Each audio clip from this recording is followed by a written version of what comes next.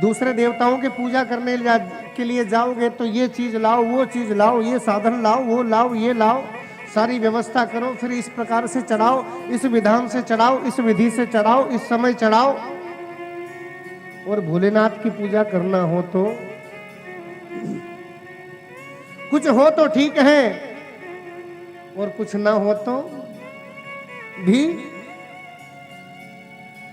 अरे कुछ ले जाओ तो ठीक है, ना भी ले जाओ तो कोई बात नहीं, एक लोटा जल लेकर के भगवान की शरण में चले जाओ, एक लोटा जल अर्पण कर दो, भगवान प्रसन्न हो जाते हैं। शिव महापुराण की कथा कहती है, बोले एक लोटा जल सारी समस्याओं का,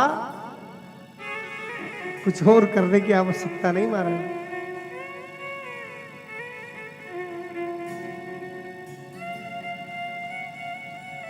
सारे देवताओं के पट बंद हो जाते हैं, परंतु बाबा भोलेनाथ के पट कभी बंद नहीं होते, भक्त के लिए हमेशा खुले रहते हैं।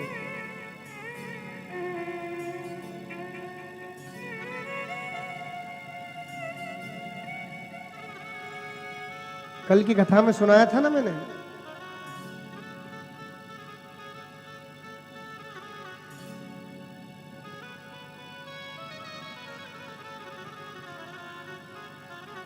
भोलेनाथ बाबा के बराबर कोई भोला नहीं है।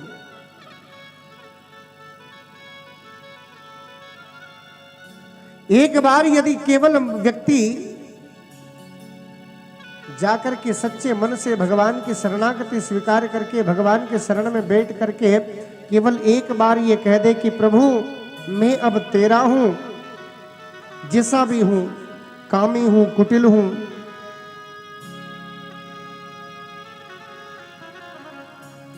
केवल आपका ही हूं, मेरे पास चढ़ाने के लिए और तो कुछ नहीं है, केवल एक मन है, बस इसके अलावा मैं आपको और कोई कुछ अर्पण नहीं कर सकता।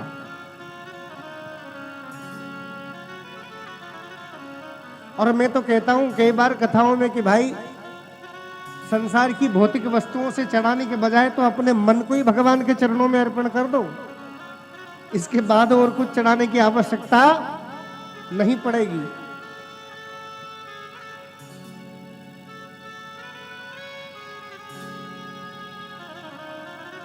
भगवान प्रसन्न हो जाएगा। क्यों? बोले वो जगत का पिता है महाराज, और पिता अपनी संतान से कोई आशा रखता है क्या? कौन पिता अपनी संतान से ये कहता है कि तू भाई ये ला करके मुझे खिला के, ये ला करके दे के, ये ला करके अर्पण कर? पिता तो स्वयं में उसको आवश्यकता नहीं पड़ती।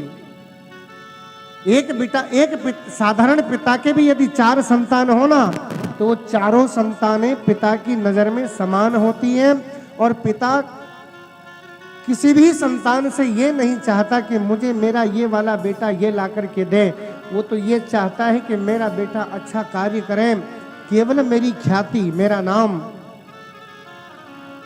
संसार में, समाज में, रिश्तेदारी में, नगर में, गांव में अच्छे कर्म करके विख्यात करे, बस इसके अलावा पिता के मन में और कोई लालच नहीं होता। साधारण पिता यदि अपने बेटे से कोई आशा नहीं रखता, तो ये जगत का पिता, जगत के जो मनुष्य हैं, उन मनुष्यों से क्या आशा रखेगा महाराज?